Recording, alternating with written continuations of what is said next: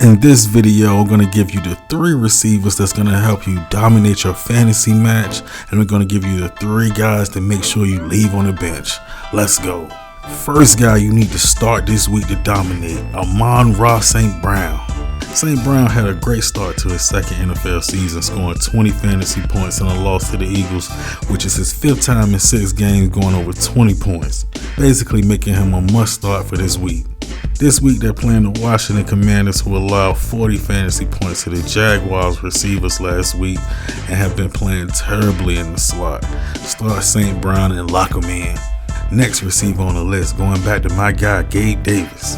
Davis balled out week 1, 4 catches, 88 yards, and a touchdown like I told y'all he was going to do. He was on the field for every snap outside of the final one, and Tennessee has given up the 2nd most fantasy points to receivers dating back to last season. Lock Davis into your league this week too. Next on the list, Jahan Dotson. This week the Commanders played the Detroit Lions. Lions secondary was terrible week 1, and it's bad enough that you can pretty much see a rookie doing the same thing that AJ Brown did to him last week. Dotson had a great game against the Jaguars last week, scoring 2 touchdowns. Lock him in for at least 1 more. Alright, now that we got the winners out of the way, let's get to the losers.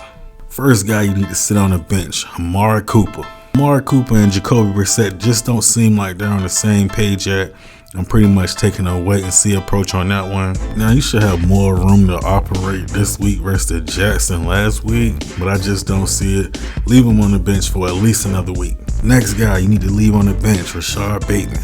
Now Bateman turned his day from nothing to something last week against the Jets, scoring a big late game touchdown. But this week with Xavier Howard roaming the defense, I just don't see it. I think it's going to be a Mark Andrews type of game. Got Mark Andrews, lock him in. Rashard Bateman, set him on the bench. And lastly, last guy filling up that bench, DK Metcalf. Now DK had 7 catches and 36 yards last week against the Broncos, just basically showing you that him and Geno Smith is a bad fit for each other. Seattle wants to run the ball anyway, so I don't really see them doing a lot through the passing game, so DK is pretty much limited in this offense.